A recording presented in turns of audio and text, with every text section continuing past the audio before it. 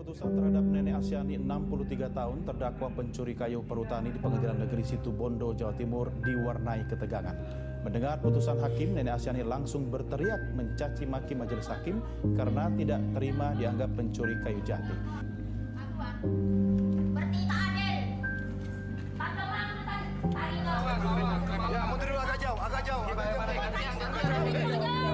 Menurut seorang nenek berusia 92 tahun, Saulina Sitorus, dijatuhi hukuman penjara 1 bulan 14 hari di Pengadilan Negeri Balige, Kabupaten Toba Samosir, Sumatera Utara. Saulina terbukti bersalah karena menebang pohon durian.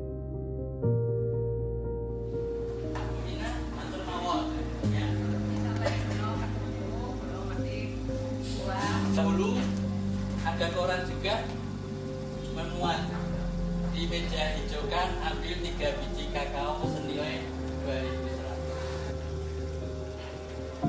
Ini Bu, jasa penuntut dengan tetap pada permohonannya, pembelaannya, oke, ya.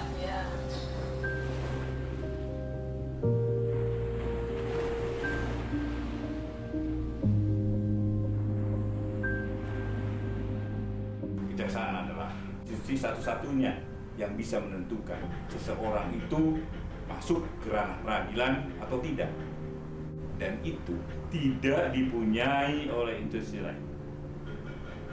Kita tahu bahwa kita, kejaksaan, mempunyai sentral di dalam penanganan suatu perkara. Perbuatan melawan hukum kita perbaiki dengan menggunakan kesadaran, keinsapan sebagai landasan untuk memperbaiki dan memulihkan kehidupan masyarakat kembali pada situasi yang ideal.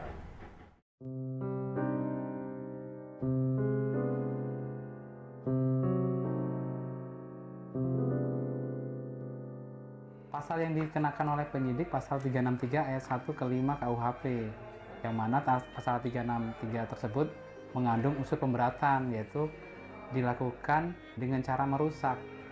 Kemudian kita lakukan P19, kita kasih tahu di mana merusaknya gitu. Karena kategori merusak itu adalah yang rusak tidak bisa diperbaiki lagi. Kebetulan tempat jualannya itu seperti kargo.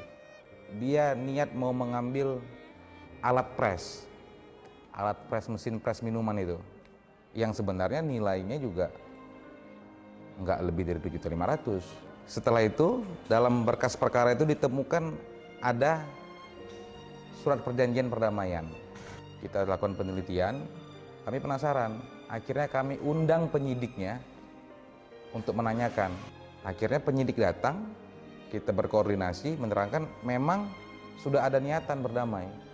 Karena memang si korban merasa kasihan lihat perekonomian atau kehidupan dari si pelaku. Jadi kami juga survei ke rumah, kami lihat memang cukup prihatin. Setelah itu kami laporkan berjenjang kepada Bapak Kepala Kejaksaan Negeri dan Bapak Kepala Kejaksaan Tinggi, kami buatkan laporannya. Karena semata-mata karena niatnya memang mau berbuat jahat, ya memang ada situasi, kondisi yang mereka akhirnya harus bagaimana caranya dapat makan, ngurusan perut, itu. Cuman kadang-kadang kan mereka ini yang namanya mereka melakukan kejahatan kan pukul rata.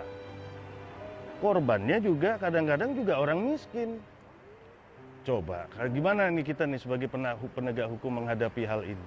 Ada pelaku yang dalam keadaan memang mereka memerlukan, katakanlah sesuap makan. Ketika mereka melakukan kejahatan, misalnya pencurian, korbannya pun sebenarnya juga orang yang tidak punya, orang yang nggak mampu, orang yang cari makan juga. Nah, sementara kalau kita proses hukum, oke nih, kita ditangkap, kemudian kita proses ke pengadilan, kita hukum, masuk penjara orang ini. Cuman apa selesai kayak begitu? Yang satu di penjara, yang korbannya, sebenarnya korban, kalau korban-korban masyarakat miskin itu kan yang mereka harapkan kan pemulihan.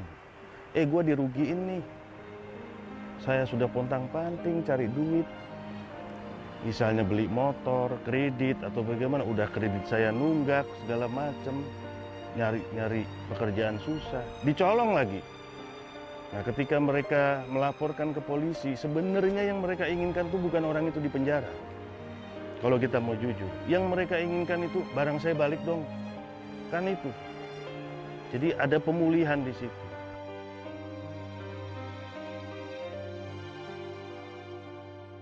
Datangi keluarga Intan saya ke arah Pracak, jauh kan Cici ke arah Lampung, dia ke arah Pracak, saya pergi ke sana naik motor sendiri nemuin Intan itu. Alhamdulillah diterima oleh ya udah gini. Datang ke rumah, ketemu orang tua, istiqat baik mau minta maaf. Ibunya sama RT, sama istri RT. Ya, RT daerah sana.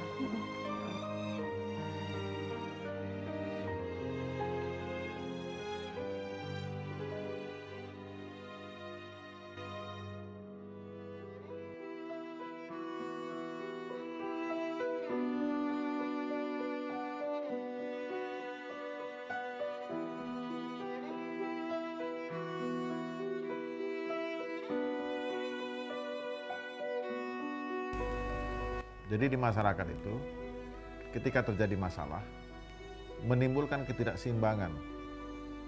Sehingga jaksa, salah satu bagian daripada penegak hukum, harus dapat memberikan keadilan, yaitu memulihkan keadaan seperti keadaan sebelum terjadi suatu tindak pidana. Pasal 139 KUHP. Jaksa selaku pemilik perkara dapat menentukan layak tidaknya satu perkara dilimpahkan pengadilan. Ketika jaksa memilih penyelesaian perkara melalui penghentian penuntutan melalui restoratif justice, itu dapat dibenarkan. Kata maaf dari korban maupun dari pelaku, jaksa harus menginisiasi itu. Jaksa harus proaktif. Jaksa harus dari proses pra penuntutan. Ini harus dilakukan oleh para kasih hidup, para jaksa, kajari dan kajati, karena ini ditunggu oleh rakyat, supaya masyarakat terjaga tatanannya, tatanan kehidupan yang damai di masyarakat, tidak kehidupan konflik. Itulah tugas jaksa. Bismillahirrahmanirrahim. Assalamualaikum warahmatullahi wabarakatuh. Untuk hari ini suami istri ya. Kenapa sampai dipukul istrinya? Ya mudah-mudahan habis ini jangan lagi ya. Kami pikir bakal disidang kayak di film-film ya, gitu. di film-film gitu yang depannya ada jaksa penuntut umum. Terus nanti keluarganya marah-marah. Iya. Diketok palu kayak gitu, pikirannya kayak gitu. Tanya cuma duduk-duduk aja. Iya, ngobrol-ngobrol biasa. Iya. Ternyata ya nggak ada. Ramah-ramah, biasa aja. Kayak gini lah. Mereka berusaha biar kita juga nyaman gitu kan. Nggak yang tertekan, diinterogasi gitu, nggak. Katanya pilihan ada di tangan kami. Ya terserah mau gimana baiknya, keputusan di tangan kalian. Kami hanya ya bisa melakukan prosedur yang ada. Menjalankan prosedur aja.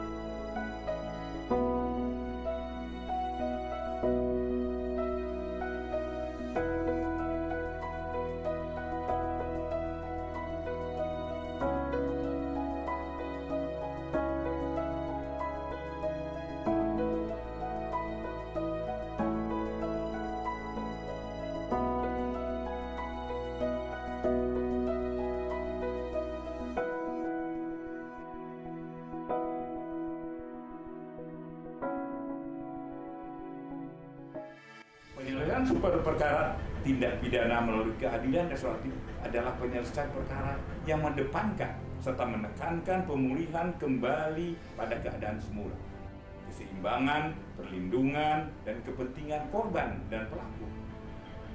Itu pelaku tindak pidana mestinya. Ya, oleh karena itu, keadilan restoratif merupakan suatu kebutuhan hukum di masyarakat dan sebuah mekanisme yang dibangun dalam melaksanakan kewenangan penuntutan dan pembaharuan sistem peradilan pidana. Dan kita harap bagi seluruh jaksa harus terus bergerak dan berkarya serta mampu memprestasikan rasa keadilan yang hidup di masyarakat. Harapan ke depan, tidak ada lagi penegakan hukum yang justru mengusik rasa keadilan yang hidup di masyarakat. Dan selalu saya katakan pada teman-teman di dalam penuntutan, keadilan itu tidak ada di dalam KUHP, tidak ada di dalam KUHP. Keadilan itu adalah ada di dalam kehidupan masyarakat yang berkembang di situ. Dan penuntutan kalian harus berdasarkan pada hati nurani kalian.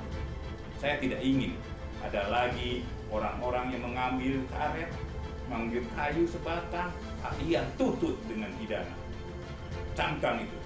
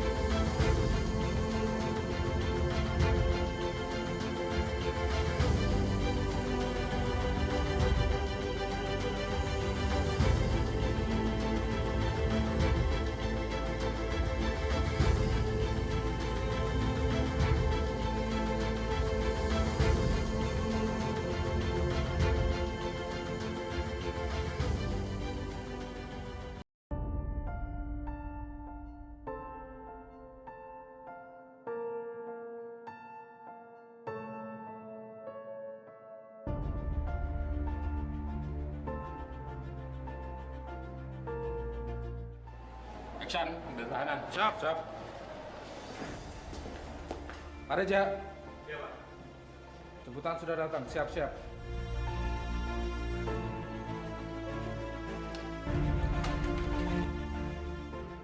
Dalam menjalankan tugas, godaan bisa hadir di mana saja, kapan saja. Izin pamit. Sama-sama.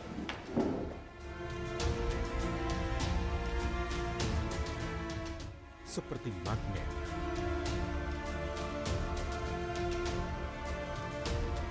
Menarik dan memaksa.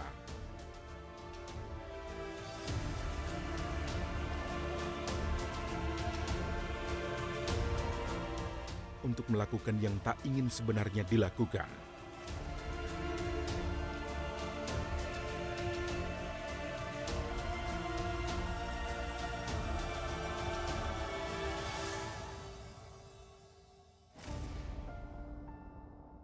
Aparat penegak hukum adalah sasaran empuk dunia godaan.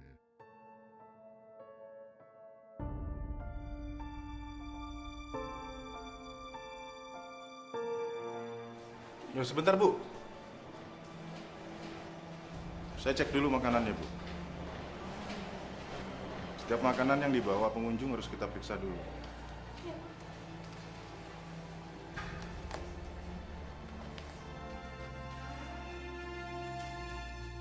Penyimpangan, penyalahgunaan wewenang, perbuatan tercela,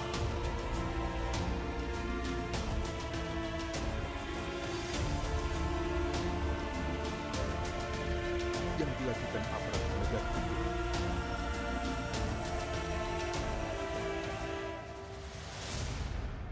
bisa saja terjadi.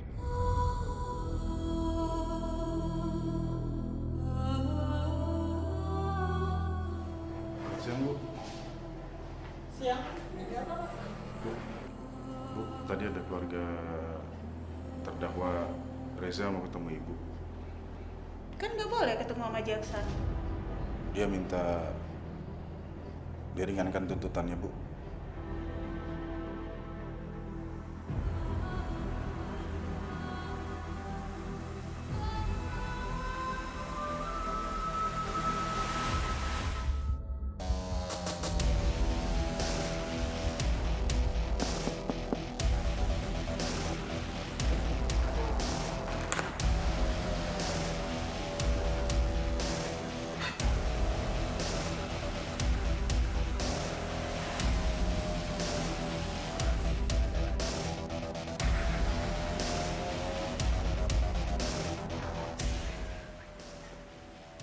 satuan kerja bidang intelijen dan bidang pengawasan dalam rangka mencegah potensi pelanggaran oknum kejaksaan maupun dalam rangka menindak tegas setiap pelanggaran disiplin bersama memperkuat dan mempercepat kinerja dalam hal penyajian informasi, akurasi, dan kecepatan bertindak menyelesaikan setiap dugaan pelanggaran disiplin.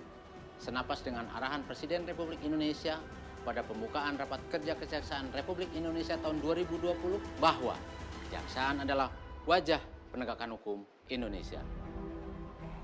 Laporkan jika ada pegawai kejaksaan yang melakukan penyimpangan. Semua ada pada diri kita. Berubah bukan karena alasan yang dipaksakan. Berinovasi menjadi motivasi, bukan manipulasi. Dengarkan suara hati, bukan godaan negosiasi.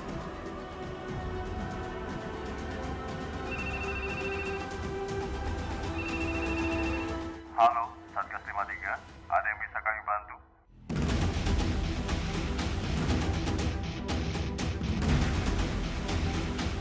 Satgas 53, cepat, tepat, tegas, menuju kejaksaan yang bersih.